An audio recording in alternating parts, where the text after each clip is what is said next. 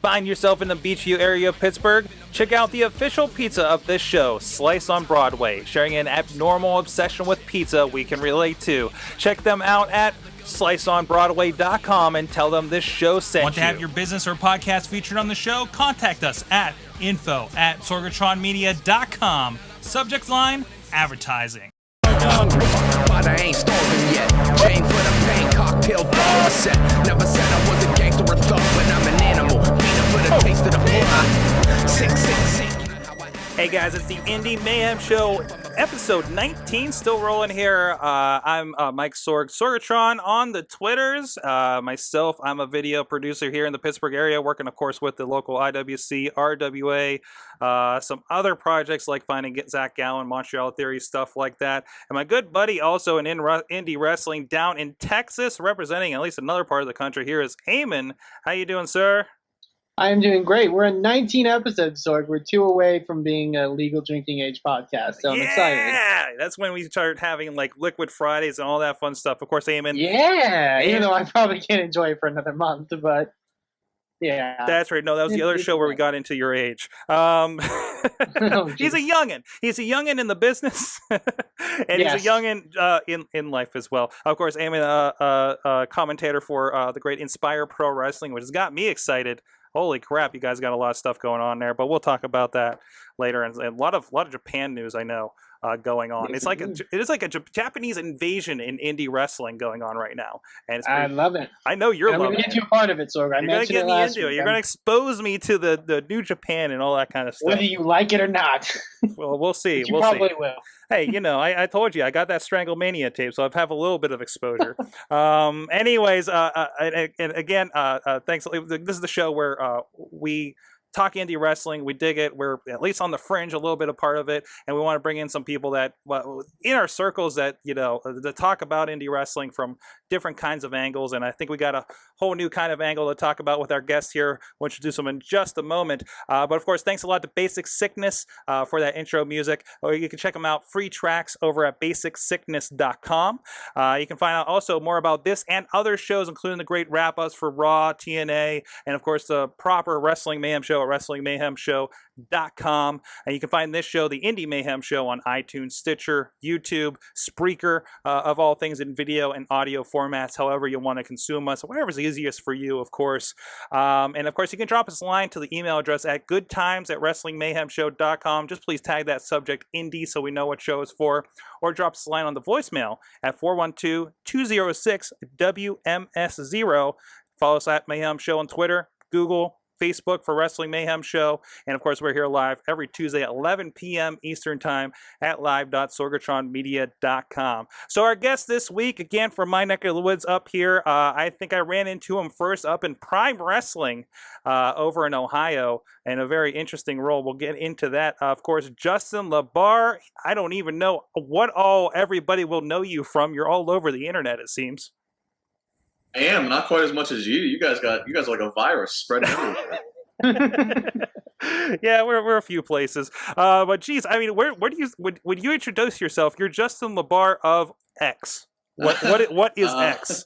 Depends on which person I want to piss off. To some people, WrestleZone and Chair Shot Reality. To others, here locally, it's Trib Radio or doing the columns of the Pittsburgh Trib. IWC Wrestling, Bleacher Report, doing the columns for them. So it just kind of depends, but a little bit of everything. I've been fortunate up to this point. Awesome. So I mean, I've never really known you, talk to you mostly from the projects such as Chair Shot or the indie stuff here. But we like to get to the root. Like, what got you into wrestling in the first place? Well, I was into it as a kid, like everybody else. I literally can remember being, 3-4 years old, watching it for the first time, and I actually just found the other day with the power of the internet, the documentation, like what the matches were for the very first. It was a WWF event, the very first event I ever went to, and down in the DC area where I grew up. So that was pretty cool. But I was into wrestling like a kid, like everybody. And then my grandfather, he worked with other promoters. He wasn't ever the head promoter. He was always kind of like a right-hand man kind of deal, like a Pat Patterson, so to speak, or J.J. Dillon, to different promoters who would do independent spot shows. And Maryland Championship Wrestling, even in the 90s. He worked a lot with them. And so that kind of, that only kept my passion and my interest even more into it, and getting to see a side of it that most kids did not get to see. From we pick a lot of the wrestlers up. He would, and I would just ride along with him, pick the wrestlers up from the airport, and drive them to the hotel, drive them to the venue, and hang out backstage. Just again, he was going through the motions, doing whatever was needed of him. So me being the kid, I just got to kind of walk around, and I realized quickly all the guys knew that I was somebody's kid, just random kid walking around. So it was, I'd like to think that even if I didn't have that experience, that I'd still would have been as in love with wrestling, and still, that I would still be into it today, in my mid to late 20s. But, that definitely helped, and definitely gave me a whole other perspective to things that, most 10-year-olds wouldn't have had, I guess. Awesome. So, I mean, judging by your age, I'm trying to think, was kayfabe still strongly alive, or kind of that halfway zone, I guess, around then? Like, do you remember being kind of exposed to something that, obviously, other than the general experience, was it still, you think, alive back then? It was. I mean, we're talking, I was born in 87, mm-hmm. So, the stuff that I really remember and that I really can tap into, we're talking, we're coming right into, almost to the point when the Attitude Era was coming and getting ready to start. And so, I mean, it was there. I mean, to an extent, I guess it was there. But at the same time, there was also an entertainment factor. I mean, I don't know.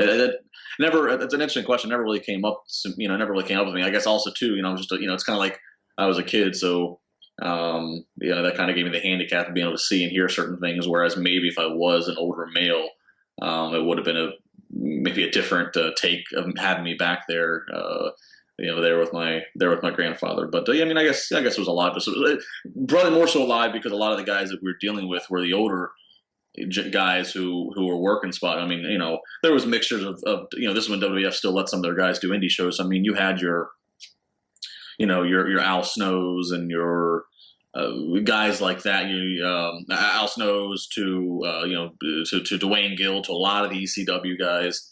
But you also had the older WWF guys, that were obviously past their point, like the George Animal Steels, the Greg the Hammer Valentines, the Doinks. So, you had an older generation. So I'm definitely sure there was still some kayfabe going on there. But I was kind of so young and innocent that a lot of that stuff really didn't register to me at that time.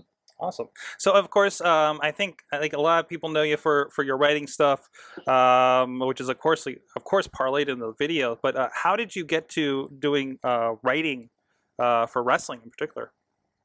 Kind of a little bit lucky. Kind of fell into it. So wrestling stuck with me my entire time as a kid, and of course I went through and loved the Attitude Era like everybody else did. I guess the first step to the writing, to being able to have my voice heard and somebody deeming that it was worth being heard and being able to write or whatever, was I was fortunate enough when I was in college to get some time behind the scenes with WWE. That's kind of really what was the catalyst to everything. I went to school for broadcasting for radio and TV, and there was a point in time where I went back down to DC where I grew up and my family was, and I was working with a morning show. One of the most popular morning shows in D.C. Called The Junkies, and they were on 106.7. They're still around now. And I was like their gopher intern, just typical, intern shenanigans. But they were one of the stations that WWE would work with when they came to D.C. And, of course, Batista, living right in Northern Virginia, which is where the studio was, he would come in a lot of times. And so I was able to basically, long story short, I was able to network with WWE guys, with some of their PR people and some of their sales and people that we directly worked with. And told them what my aspirations were to work in television and my passion for WWE, and ended up giving me some time getting to work under a guy named Steve Rubin, who Steve, I guess you could say, would maybe be a couple tiers below Kevin Dunn in terms of coordinating the television, and worked a lot between the venue itself and how the seating, how the stuff would be, and also with the production, what they needed and how big the entranceway was going to be, and do we have special segment is going to happen, out in the audience that we need to block, just a lot of logistic things that people don't necessarily maybe take account for. So I got to travel with him, got to be around WWE a lot, and that kind of opened my eyes up to, again, a whole other side of things, just as it was when I was a kid. And I got to take stuff that I kind of saw as a kid and knew as a kid or whatever, and apply it to being now a college age student getting this experience. And then that led to where I finished school, got my degree, and WrestleZone.com is owned.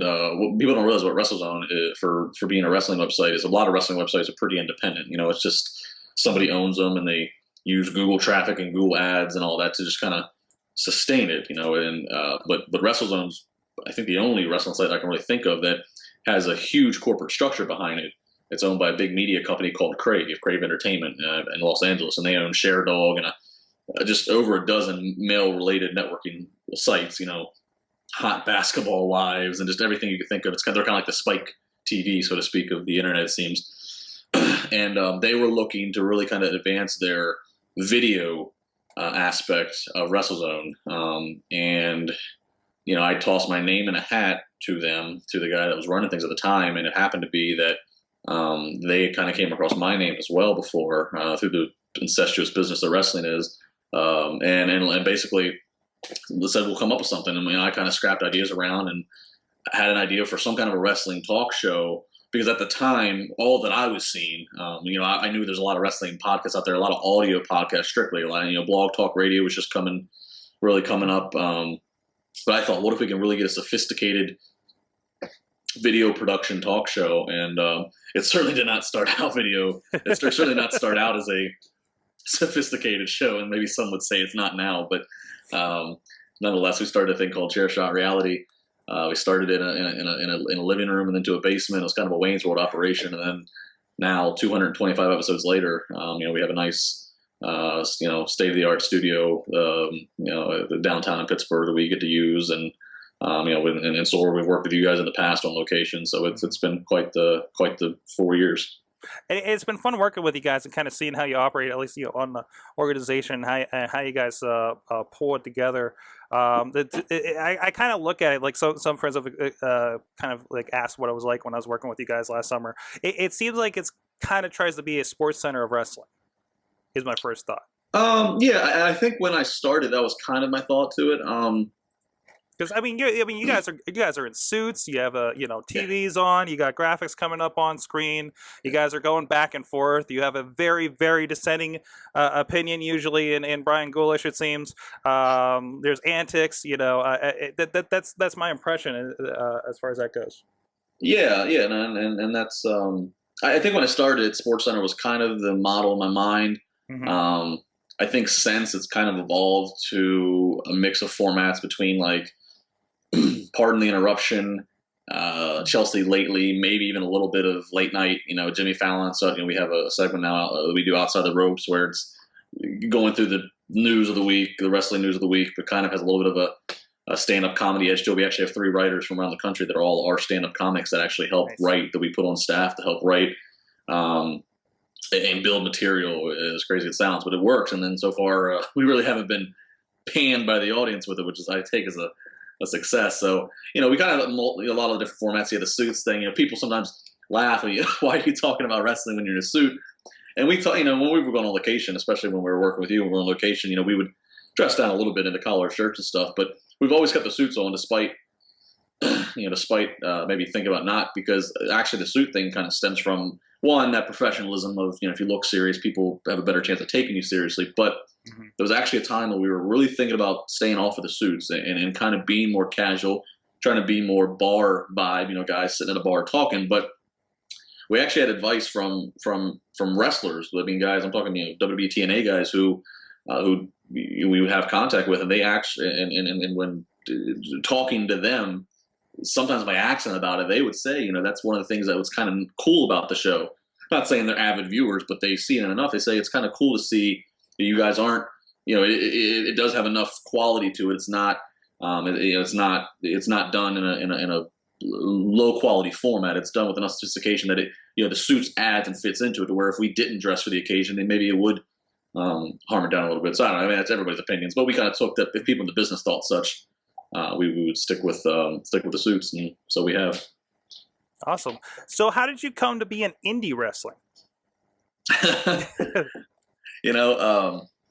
I had an idea. The CSR was probably, I don't remember where we were. I want to say we were probably about in our maybe 40s or 50s in terms of show episodes. Like I said, we're at 225 now. So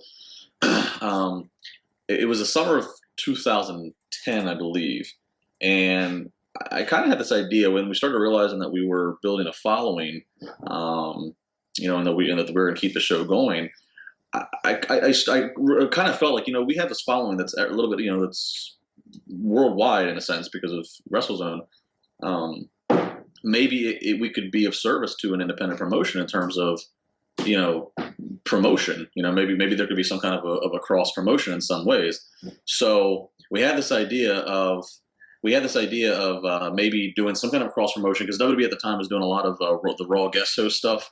So we thought, what if we had like a storyline in a way, and maybe we pitch a storyline to where, we're there as kind of like guest hosts, but somehow once you get people hook, line, and sinker, they think, okay, if everything's on the up and up, you're just there as a guest host. What if we then, flip the switch and do something that would kind of throw them off? So the idea that I had was kind of that, and at the same time, Greg Iron, who was based in Cleveland. Greg had actually, I think we became Facebook friends. I didn't know much about Greg, and he got a hold of me. I guess he watched CSR, and I kind of started telling him about this idea, and he was into it. He thought it was interesting, and basically, long story short, as you guys are showing the video, is I wanted to try to do it in IWC actually in Pittsburgh, just because I was living in Pittsburgh. But I think that was at the same time about Norm and Chuck were kind of Norm was handing the reins over to Chuck, so I don't know where things were. It was hard to get a hold of Chuck as is, and so nothing ever panned out there, but it just happened. Greg was working heavily with PWO wrestling at the time. Introduced me to Joe Dombrowski. I remember right where Joe and I were the day that I pitched the idea to him. He developed it even more with his wrestling mind. And next thing you know, I was showing up. I remember Stir nightclub. It was in October. Was the very first PWO show I went to. And we slow played it. It was just me showing up. I just went to the shows, got a couple seconds of FaceTime, started talking about it on Chair Shot, and the one constant was, putting over the shows, which were great shows. But the one guy that I did not like was Marion Fontaine. I didn't like the way, and we kind of blurred lines. I didn't like the way that how he performed in the ring, but I also didn't like the way that he was acting backstage or he was treating the company. And we really kind of, dove into his character, which was very much the anti-establishment kind of character. The next thing you know, it was a very cold winter night in Fostoria, about 600 people, and he knocked me down in the front row, knocked me out in the front row, and all hell broke loose. And that was pretty much, at that point, I was there to stay. There was no turning back with indie wrestling. Awesome. And I know that led to some you were pretty much a staple there, at least until the closing, as they became Prime Wrestling for a while. And now IWC. Was this just a natural transition? Especially Joe's involved, of course, with both in some capacity. Yeah, I think it was pretty natural. I liked IWC from what I saw to it. I didn't get to go to a lot of shows just with my schedules and everything, but I always liked what I got to see and what I heard, and actually Chuck and I knew each other. Chuck and I had actually met each other through MMA. I did a little bit of work with MMA years ago, like back in 2009, 2010, and worked with different fighters and all around the region of Ohio and PA and stuff. And Chuck was doing some ring announcing for MMA as well. So he and I had actually met there. And I kind of saw the writing on the wall with Prime Wrestling. I kind of knew that I had some bad feelings of what the future held, probably in the last 6 to 8 months. And I was also looking for something a little bit different. I also wanted something a little bit closer to home, closer to Pittsburgh. And as much fun as I had in Prime, and as appreciative I am to everybody I worked with and Joe, I felt there was things that needed to be done, especially specifically with how I was being used on camera and such, that wasn't being done. I felt, people were over and tired of having me play this cookie cutter good guy authority role, and I'm never much for good guy authority figures in the first place, and I thought that kind of overstayed its welcome. And we had a lot of different plans and ideas of things to be done, but nothing was ever happening for one reason or another. And to also the craziness with the company in there, with its future and stability in TV. So at the same time, Chuck and I just kind of it ended up talking. I don't remember who reached out to who first. And what he was kind of looking for at the time was exactly what that I thought that I could do and bring to the company. And that's kind of what you see now every week or every month. And, it's been a fun time. And that kind of allowed me to to open up a whole other side of my personality, and side of just getting to learn and work with all new people, new locker room. And then as it's grown, it's allowed me to work in different capacities, hold different hats with IWC behind the scenes. And so far, so good, I guess. Awesome. So one thing we ask a lot of the guys, especially the wrestlers, I think this is a really good question for them at this level, and especially for you. I know since you've been involved for several years now, in some aspect or other with a few promotions. What is the best and the worst thing about working with indies, in indies, around indies so far? I think the best is the anything can happen factor. That really is fun, to go to every show, and no show has the size team that I saw with WWE, and there's nothing is that micromanaged and that controlled. So that's kind of cool in a way, because there's a lot of freedom, and here's your time, here's what we need to have happen, and you kind of work it out, yourself or amongst the people you're going to be doing the segment with. And so that's kind of cool. Anything can happen. And also that factor of, you never know what guy might be working that show. When you bring in different established names from television and other companies and around the world and stuff, it's so that you meet different people, different cultures, and different stories. And the anything can happen is really, is a fun part of it. I would say the worst would be, there's always going to be a stereotype to independent wrestling, no matter how good the good promotions are and do. Everything from quality of the matches and programming to customer service, no matter how good those are, there's always going to be, the Steve O'Neills of the world, pulling Extreme Rising crap and things like that. That it's always going to. There's always going to be that one person that's always going to make that comment on a comment board going, damn indies, or this is why indies suck, or this is why I don't go to indies, this is why I don't give my money to indies. So that kind of stuff, that's just kind of the worst thing, is being associated, being guilty by association of being in the indies. And some people have a closed mind. Some people love the independents, some people don't. And then the people that don't, oftentimes you can say, I work with this independent wrestling promotion, and they immediately have a stereotype of, it's low grade, it's backyard wrestling, or they're going to take my money, or it's overpriced, or there's a lot of things they might have. So that's probably the worst. And there's nothing you can put on a great show, and hopefully you can get that person to come back to that particular show. But again, it's the assholes of the world that still push everybody backwards. Awesome. Eamon, I think you got a question over there. Yeah, I was curious because obviously, with this show, we've tried to bring people in from a lot of different facets of indie wrestling, but also from a lot of different, avenues, you could say. Obviously, you coming from sort of a television world, and also yourself with Chairshot Reality. Do you think that experience that you had aided you in your role that you would eventually assume in the professional wrestling world as sort of an on-screen personality? Do I think covering wrestling helped perform in it? Or just your sort of role in that, in those aspects. I think he's alluding to when being on screen with Chairshot Reality and already kind of work on that presence and stuff. Mm-hmm. Did that aid you on the indie side? No, absolutely. No, I definitely would agree. I think both.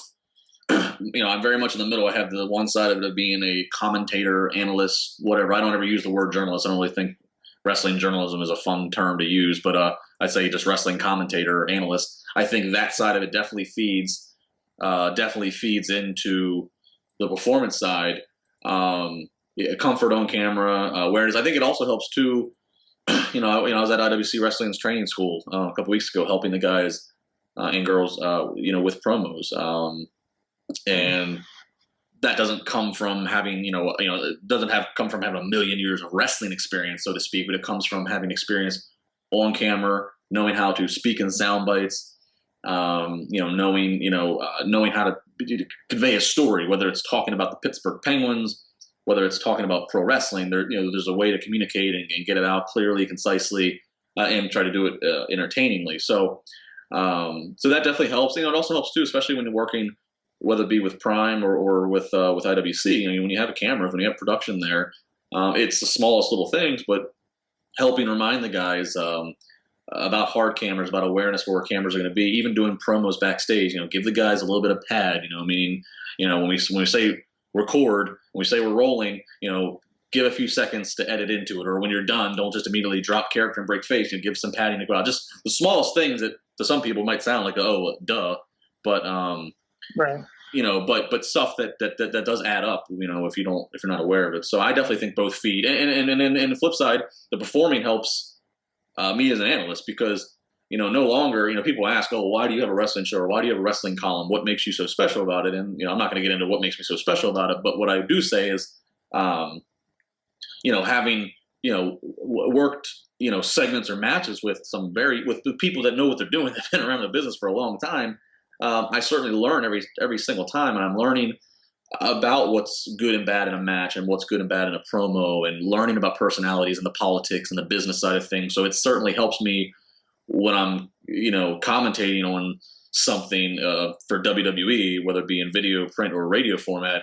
It's kind of like that whole thing of a football commentator commentating football that's never played a down in his life. It's that it gives me a little bit of something to refer back to and help maybe better shape my opinions. So I definitely think both feed into each other perfectly. A quick question for the chat room. Matt Carlin's our friend of the mainstream media. He's from over at KDKA, actually. He wanted you to ask if you can compare being a TV or radio broadcaster to being a pro wrestling performer. I think both. I think if more TV and radio broadcasters were more willing or more familiar with being a wrestling performer, I actually think that would help them. What I mean is, pro wrestling performer can be very over the top, but you really get a point. You should be able to get a point across. You should be able to, have an identity. You should be able to, grab the attention of the person in the back of the room, be memorable, and I think that's all stuff that can help you as a TV radio broadcaster. For me, my TV radio stuff now, my first year I worked at the Pittsburgh Trib, I was traveling with the Steelers, and I was doing a lot of Steelers, a lot of Penguin stuff, and I've moved a lot away from that stuff because wrestling continues to grow and take over my life, which I'm happy about. But I think even when talking about mainstream sports, I think maybe it's not as over the top, and you're not necessarily cutting a promo and trying to sell a match or an event. But if you take the elements of being memorable and having maybe even a gimmick, having a shtick, so to speak, that certainly can help make. Look at my CSR occasional colleague and Mark Madden. Mark, the number one media personality in Pittsburgh, like him or not, and he basically does a wrestling gimmick, and he is the most polarizing figure in Pittsburgh. People either love him or hate him, and it's all because he's pushing their buttons, playing a gimmick. So I think again, they both feed into each other really well. Awesome. Well, I know you got a heart out here, so I want to let you go here. But first, I don't know, give us a list. Where can people find what you're doing other than just type in your name, wrestling? You come up a bunch of places. Yeah, Twitter's the easiest place, at Justin LaBar. That always is like the center hub for my entire life is there. So Twitter's really good. WrestleZone.com. You can find me on the weekends doing Share Shot Reality. Friday, Saturday, Sunday. We have new episodes coming every Friday, Saturday, Sunday. Usually there's multiple videos that day, multiple segments. They usually go up around 2:00 in the afternoon. So Chair Shot Friday, Saturday, Sunday. There's a Pittsburgh Trib wrestling column every Monday and Friday. You can go to TribLive.com to find that. I got the radio show on TribLive Radio on Tuesdays. Usually 2 to 3 Bleacher Report pieces, throughout the week. So literally between Monday through Sunday, there's something new that with me and wrestling that comes out every single day on some medium and platform. And then, your IWC wrestling shows, the next one this Saturday in White Oak. They call it Road to Super Indy. This title is sitting back here behind me, but it is the Super Entertainment title that RJ City and I are holding. So it is the Road to Super Entertainment in our minds, and that is this Saturday in White Oak. I want to point out, guys, I've seen this on CSR when I was working with you guys before, but way in the background there on the video is the Lego belt. Yeah, that is. Yeah, there's, I don't know if you can see it. There's the CSR letters on it. A guy named Cody, C3 Bricks on Twitter. Cody, he actually does professional Lego displays. Like he's done some of the ones you see in Times Square. He's done some for Ellen DeGeneres' show. He's done some for some major corporate companies. He's done their logos. He gave me that. It's a belt and actually can as you know, Mike, it can snap around. It actually has like notches that can snap around. There's actually one in the case over here that you can't see. I have a glass case. It's actually it sounds weird, but it's pretty cool. It's a portrait of me. He did one for Ellen DeGeneres. He did it for a couple other media types in New York City where he's at. And he credits me, and I don't know why or how, but thank you. He credits me for, since I followed my dream of working in wrestling, that he actually got his own store opened up, and he has his displays there. People can buy them. People can put in requests. So I've been very fortunate that it's decorated my game room as such. So to accompany the IWC belt. Awesome. Thanks. Go check him out at Justin LaBar on the Twitters, and it'll all filter out from there, I believe. Thanks a lot, Justin. We'll see you at the next IWC show. And until then, we're going to talk a little bit of Japanese wrestling invading the U.S. with Eamon here. Watch out for those Japanese guys. Pearl Harbor, we never forget. Yeah, so Japanese wrestling, Sorg. Japanese wrestling, Eamon. Japanese wrestling. Ring of Honor New Japan had their first show of their co-branded shows, the second one being this weekend. And from what I could tell, everything went off really well, especially with their iPay-per-view, which is super rare for Ring of Honor. Wow. Super rare for indie wrestling in general, but really super rare for Ring of Honor. All right. Also, adding to the rareness, they were on Ustream, so that's the new factor. But the other thing, they're in Canada, which I'm pretty sure has the worst bandwidth problems ever. For a not third world country, and they kicked it off all right. Now, everything went well. I heard great reports from everyone that ordered the iPay-per-view. Like everyone said, it went awesome. So good for them. I'm happy for Ring of Honor. That was Global Wars this past weekend. Yes, Global Wars this past weekend. We had a smattering of talents from Ring of Honor as well as New Japan Pro Wrestling. Showcasing a lot of cool stuff. This is something I think is really cool for Ring of Honor. I think at this point in time, Ring of Honor is having a really good boom period as far as the stuff they're putting out, because you have, I think these two super shows are going to draw some real buzz for Ring of Honor and get people back into it, because you know these are really dream cards. Like to see Hiroshi Tanahashi and Shinsuke Nakamura and Kazuchika Okada wrestle in Ring of Honor. In America, for that matter, in front of these audiences, I think it's going to do big things for them, because New Japan, for those who don't know, is like the king of Japanese wrestling right now. They're so on top of everything, and they've gotten a huge buzz, not just Japan but also in America, and they're doing really amazing stuff. So from all I heard, the show went off amazingly. And I'm sure we can get into the indies that are going to come up this weekend. We'll talk a bit about the event that's coming up this weekend for Ring of Honor in New Japan. So awesome. So what is happening? I mean, I know you guys have them with Inspire. You've talked about, I think it was at NWA Houston that's had a bit of a Japanese invasion. We have this. We have Japanese invasion in TNA. What is happening? Yeah. Is this just because is New Japan one? Maybe you can answer me this: Are these all New Japan people? Quick answer. Well, I know for the NWA shows, they're definitely working heavily with New Japan. In fact, their current NWA World Heavyweight Champion is Satoshi Kojima of New Japan, who won it at their New Japan's Wrestle Kingdom event, which is kind of like New Japan's WrestleMania.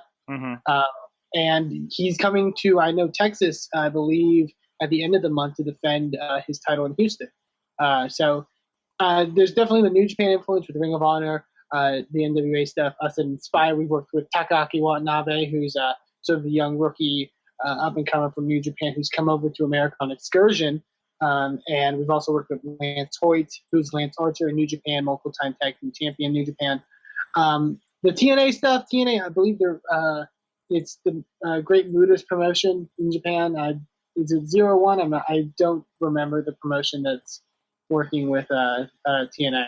But Yeah, there's a bit of a Japanese influx, and even like Inspire, like we were able to sort of go off the fact and advertise that at our last event in April, we had representation from 3 different companies in Japan, in New Japan Pro Wrestling, Osaka Pro Wrestling, and Pro Wrestling Noah.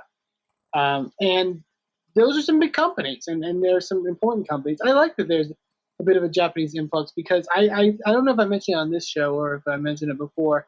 I don't believe that mainstream wrestling and yes, even TNA will ever be able to truly tap into Japanese wrestling or really international wrestling in general on an American stage like a WWE or a TNA and really execute it right. TNA has tried in the past, and they've booked talents like, they've had Okada. They've had Kazuchika Okada in the past. They've had a Yako Hamada, one of probably the best female Japanese wrestlers there is out there. And you sort of have mixed results. It feels like, I mean, this is something even back WCW had a big thing. I mean, but we're talking, WCW, I think, would probably be the closest you would get to proper representation of Japanese talent on a mainstream level. Because you had them basically competing along with the American stars. Really, I mean, sometimes, you had issues maybe later on, but a lot of times they were very validating to the competitors. They treated them as athletes. They treated them as, their reputations in Japan would allow you to treat them. And I don't think we're going to get that nowadays in mainstream wrestling. The good news is I think there is a lot of companies in independent wrestling that do want to bank off of that and benefit off. Yeah, so I think it's good. I think it's good in the right avenue. It's very much. I still, again, TNA is such. I don't even know. It's such a moving target with TNA. You know that from your wrap ups and from listening to you guys. I'm okay. I've missed the last 2 weeks. But it seems like Ring of Honor is the top level of I want to experience something different, and that they are. We had stuff with Chikara. What was that? Probably early last year or so. They're dipping in that. Like Ring of Honor is saying, much like maybe like when WWF said, "Hey guys, look at this ECW thing over here. Isn't that cool?" And by the way, we're going to rip it off this year. Ring of Honor is doing a, hey, we know if you're into us, you're into an alternative. Hey, here's something that's even more of an alternative, something that says, hey, we are a worldly, or we are a, we span beyond just these armories in Philadelphia. Exactly. I think that's what the goal is. And you mentioned Chikara. Chikara is another amazing example. I don't know what they'll be doing going forward, but their execution of, you look at Chikara and like, okay, we are a comedy promotion, but we're also going to bring in these talents from Japan. We're going to bring in these talents from Mexico.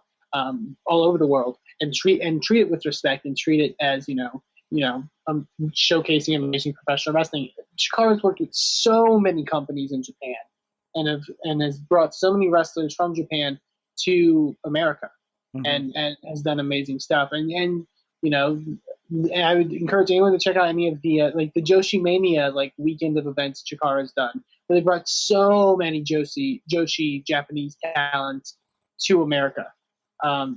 And they put on Sarah Del Rey against Aja Kong because they, that's a match people would really like to see. And it's something that they understand their audience, and their audience, while they love Chikara for its goofiness, is also a very rabid, follows everything sort of audience. So they follow these people from Japan. They follow these people from Mexico.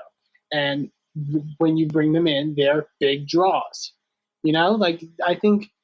I think this bringing in, like I mentioned before, these Ring of Honor shows, bringing in Hiroshi Tanahashi, Kazuchika Okada, Shinsuke Nakamura, Jushin Liger, that is huge. And people, from what I saw they did, flock to those shows.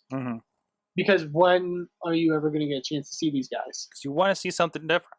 That's what's attracted. I think that's what attracted you. A lot of these indies. That's what attracted me to IWC is that talent that gets attracted into them. To get to see a variety in person, and it's a great opportunity. So that's great. I love to see this flux that's going on right now with all these. You are going to get me into New Japan Wrestling one way or another if it kills me, apparently. Absolutely. You're going to love New Japan. So I'm waiting for those matches, man. I will show you solely. I will show you. I would encourage you to get into this past year's Wrestle Kingdom, because if you want to see New Japan at best, it's like I mentioned before, it's their WrestleMania. If the wrestling doesn't get you, the amazing entrances will, because they blow anything WrestleMania does out. And I think I was watching some MMA when I had HD net, particularly because I was trying to watch Ring of Honor, and I think it was MMA from Japan, like K1 or something like that, and they had obscenely long entrances that were like, what the heck is happening here? And this is MMA. This is how they treat MMA, not the overly theatrical professional wrestling. If this helps, Sorg, if this gives you a teaser, Alex Shelley wrestled in New Japan Pro Wrestling in a tag team with another Japanese wrestler named Kushida, and they form a tag team called the Time Splitters. They entered at Wrestle Kingdom basically in a Back to the Future themed entrance, wearing the orange jackets, in all their garb, coming out in the DeLorean. You need to watch New Japan Pro Wrestling. I can't tell you any more than that. And that wasn't even the best entrance of the night. And it looks like I mean, it really does look like thanks to YouTube, like most of this Japanese stuff is up there, right? It is. A lot of it's very much like it's you can honestly find a lot of it on YouTube, really, or even Daily Motion. And honestly, you can also buy their iPay-per-views. I know they show them a bit later. Been 3 hours long for one. In like the giant Tokyo Dome. It's the one Tokyo Dome event they run every year, and they just pack the place. And you see like the Young Bucks are there. They're the current junior heavyweight tag team champions in New Japan, and like you've got a lot of amazing stuff going on there. Like they're on their peak, and AJ Styles is now their IWGP champion after he beat Okada at one of the pay-per-views. You can access this stuff on YouTube. They have iPay-per-views that you can order. It's really, really good stuff, and it's an amazing mix of that spectacle, as you can see, sort of there. Like, did I just see Scott Norton? And yeah, Scott, Kurt Angle, former IWGP champion as well. Yes, I know they showed him that. Brock Lesnar, but it's a mix of the spectacle combined with like amazing professional wrestling. If WrestleMania was dedicated to amazing professional wrestling from top to bottom. And I don't mean that to be a knock on WrestleMania, but when you go to WrestleMania, you see a couple good matches. Obviously, there's a lot of really good wrestling there, but a lot of it is... It's more spectacle. It's more spectacle. This is, I think, the perfect mix of spectacle professional wrestling. It's definitely really, very flashy entrances so far that I'm seeing here. Oh, they have pyro. Oh, my God. Yes, indeed. And it's so weird that we were talking about this on the level of indies, but I guess... I think in the long run, we're talking about independent from the large world conglomerate of WWE at this point. Right. Like Japan's just totally different. Is the thing. Yeah. It's a different medium. When I've mentioned before that New Japan is the WWE of Japan, and people will probably like, well, isn't that WWE? Yeah. Since they're, but it's a combination of spectacle mixed with professional wrestling, and then there's Japanese wrestling that I don't know if I would consider it indie. It's just as good as the wrestling on here, but it's it's in smaller buildings and you don't get the pyro and the Titantrons and stuff like that. But it's just a mix. Japan is something for everyone.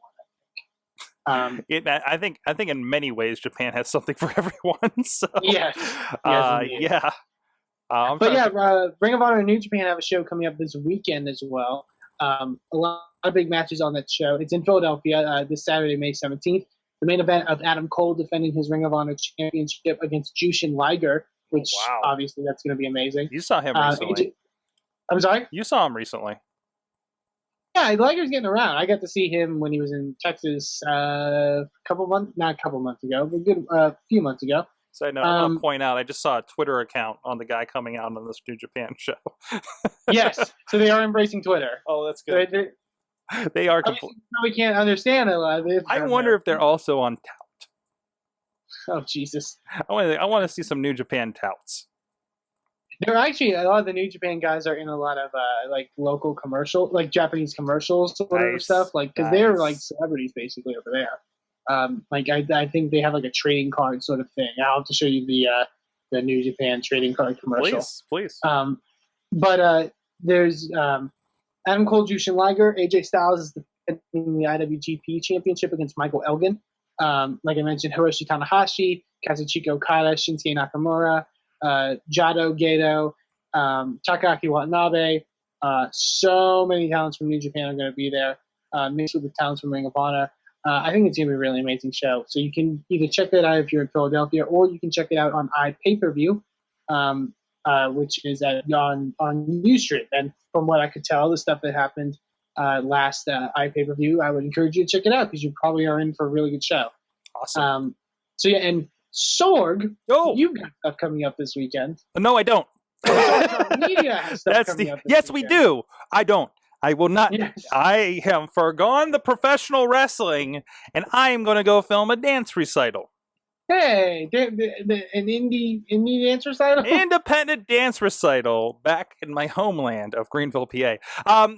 No, I actually ended up triple booked for the week. Thank you, everybody, for checking each other's calendars. But I'm missing some amazing shows. Some really good shows. I have a feeling I'm going to be having a blast editing these things. From the looks of things, of course, we talked about with Justin LaBar earlier. Road to Super Indy or Road to Sports Entertainment title, or I forget however he said that. A lot of fun stuff again at that White Oak, PA, here in the outskirts of Pittsburgh. I'm on the wrong thing. I'm still on New Japan Wrestling. You know what? I'm just going to show New Japan Wrestling while I talk about IWC Wrestling. I set everything up backwards. But of course, headlines by recent guest and recent cheeseburger on WWE. Jimmy Nuts is going to be there, taking on Joseph Brooks, another great guy. We need to get him on the show. John McChesney, friend of the show, and Justin Idol, one of our first interviews with sexual harassment. A Facade, of course, a part of that against All Ego. Ethan Page. I was going to say you got some interesting Super Indy qualifiers. Definitely. And Page should be very good. Yeah, I'll talk about Super Indy for a moment, of course. Let me know if you know these guys. Trick Davis versus Matt Cage. I do know both of those men. Trick Davis actually, both are sort of Midwest guys. They've traveled. Trick Davis has been doing this for a good while, actually. And Matt Cage is really starting to break out in a lot of companies. So that should be, I think those two matches, the two Super Indy qualifiers, are going to be really, really amazing and stuff you should check out. And other than that, Joe Rosa coming back to IWC. If you're familiar with him, and other great stuff with friends of shows like Sexy Talented Dudes, Marshall the Bull Gambino, and of course LaBar and RJ City will be on hand as well, and a whole bunch of other stuff. This is usually the really big setup show for what's going to happen at Super Indy. And if we can step ahead just a moment, they have announced some people for Super Indy. This is the big Super Indy is looking really good. If you want to call Indy, this is the indiest of Indy-rificness. With Super Indy already announced, for instance, Chris Sabin is going to be there. Petey Williams, who's no stranger to Super Indy. Louis Linden, of course, of Aeroform. Sammy Guevara. Thank you. Your Spanish is fine, son. Oh no. And of course Andrew Palace, who beat Matt Stryker, and he will not let us forget about it for his qualifier spot. And of course the winner also as of now RJ City, of course. And of course Facade versus Ethan Page will be a qualifier, as well as the other match that we spoke of with Cage and Trick Davis. Thank you. They don't have the names on this page. So. And also happening the same night down the road, because nobody checks calendars, is RWALive.com. You can check them out. Wes Newton, of course, these are the guys that had the big Salute the Troops show. And I tell you, man, I think there's some big things coming up for these guys. These are guys to watch. And very suggestive looking thumbnail on that video for Jesse Bell Smothers. I'm on the wrong computer again, son of a bitch. It's been a long night. It's been a long night. But RWALive.com, of course, we'll have whatever fallout from Ryan Edmonds, who we've had on the Mayhem show before. it's a very open-ended card, apparently, because their champion, Lodi, yes, sign guy Lodi, I think that's how I say him every time, taking on like one of 3 people, we're not sure. Open challenge from one of my favorites, Generation Dead, yes, including that G-Raver that took on the dreaded Super Oprah that I talked about last week on the show. I think they're going to have another run-in with Serafini and Jessie Bell Smothers. Thank you, somebody, for doing women's wrestling. VOW, of course, RWA. There's some indie wrestling in Pittsburgh, guys, or indie women's wrestling in Pittsburgh being represented, and it's been pretty fun so far. So not much else announced for the card, but those are always a blast to attend to, for me to edit. Holy crap. So keep an eye out for that. That's No Retreat 6 for them. Both this Saturday, that's in West Newton, PA, IWC up in White Oak, PA. Even the names are similar. You're killing me, guys. So go check them out, respectively, IWCWrestling.com, RWALive.com. And that's awesome. Like all my wrestling. Actually, we'll talk about a show next week, the DBI 3 happening in Massillon, Texas. Again, another show I can't attend, but we will have some representation filming it. So there's a lot of wrestling, more wrestling. I'm assuming you mean Massillon, Ohio, and not Massillon, Texas. What did I say? Did I say Texas? Seriously? You said Massillon, Texas, and I was like, I don't think that's a place, Sorg. It could be. It could be. What is happening? What's on your radar? Sorg, if I could see that, what would I want to see at that event? I'll have an address for you next week. More information. Or in 5 minutes. Hold on. It's a Facebook. I'm sorry. It's a Facebook. Event. I don't have a web address for you. That's all good. There also is another event I do want to mention that's coming up this weekend. This Sunday in Providence, Rhode Island, Beyond Wrestling is holding another one of their events. Their Unbreakable event at Fet Music in Providence, Rhode Island. Beautiful venue. Really, really stacked card. First time ever matchup between the Young Bucks and Team Tremendous, which is Dan Barry and Bill Carr. If you've never seen them before, check them out. They are awesome. Kevin Steen going one-on-one with Biff Busick, the new CZW champion, Biff Busick. Sorg, get this in your mind. Remember National Pro Wrestling Day you went to, and that Wrestling is Respect match between Drew Gulak and Biff Busick? Yeah. One of them was the CZW champion. The other is now the new CZW champion. Wrap that around your head now. That's CZW now. And I mentioned it before. Check out CZW now. I should watch some CZW now. It's funny because the guys on the Mayhem show kind of make fun of CZW a good bit with CZW chants. They were even earlier today with the chat room. So yes, because there's wrestling in CZW now, guys.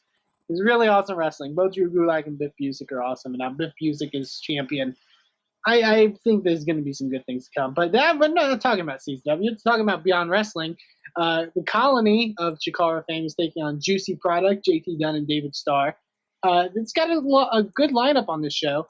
A lot of really good stuff. Michael Elgin's on the card. There's going to be a lot of really cool stuff. So you can go to lookmanofans.com for more information of the Beyond Wrestling event in this Sunday in Providence, Rhode Island. So that's another indie event you should go check out. But yeah. Awesome. So that it's actually, you can go to Facebook and you can search the Dustin Batdorf Invitational, and it's actually a benefit in the memory of Dustin Batdorf that died of a drug overdose several years ago. So really good event, really good cause, really good people that run that event. I'm sad I can't make it out for it myself personally, but I'm glad to help them get it out there, So, and actually, if you're interested in those and proceeds from sales over at sorgatronmedia.com/store under other, we have these listed. Proceeds from those sales, of course, go to the memorial fund. So, or there's a portion of proceeds, or however, I don't know what's the right way to say that, but they get some money out of it. So go check that out. Go buy a DVD, buy a digital download, even just to get some Jock Sampson action. The Battle Royal in the DBI 2 is just hilarious, and I recommend. Speaking of tournaments and Jock Sampson. Jock Sampson's wrestling Buff Bagwell coming soon at AIW, right? You keep reminding me. That is, and this, I believe that's still a while. I want to point out that Can I But mention? Jock Sampson versus Buff Bagwell's One, happening. that's going to be hilarious. That's going to be hilarious. Two, it's a big show if it has Buff Bagwell, right, Eamon? Yeah. Sorry, a little insider there. But no, that's AIW, right? Yeah, and I Good. believe that's either next weekend or the weekend after. But I'm sure we'll talk more about that down the line. Yep, we'll keep an eye out for that. AIW, I think, doing cool stuff. Like I said, I think I mentioned last week, somebody was calling VOW like a ripoff AIW. Good, please, somebody. There's definitely some influence. Somebody was wearing an AIW T-shirt at ringside. I think that's okay. I think we're good with that. So that's fine. I mean, I would like somebody to rip off Inspire Pro in Pittsburgh. Please do. Please do. Can you open an affiliate over here? We'll open Wrestling is. Isn't that kind of what the Anarchy like? Those guys are affiliated, right? Like which guys? The Anarchy, St. Louis, and Anarchy Championship. St. Louis Anarchy and ACW. Yeah, so we can have a Pittsburgh Inspire. Let's do it. There you go. I'll have to see that. You can franchise. Can we franchise Inspire? But funny enough, next week on the Indy Mayhem show, we'll have one of the co-owners of Inspire, Max Meehan, on, and you can talk to him about that. So I will ask him if there's any franchise opportunities with Inspire Pro Wrestling. You'll sell him on the idea, I'm sure. Because we definitely need more pro wrestling promotions up in Pittsburgh. I don't know. Maybe I'll go somewhere where there's no wrestling. Like I don't know. We're gonna make it so you can get triple booked, Sorg. So I can get quadruple booked at this point. Yes, quadruple booked. I don't know. There's got to be a town over in Ohio across the line. I think they got a pretty. Can you book me just so I cannot go to? I'll book you, man. I ain't gonna pay for your flight, but I'll book you.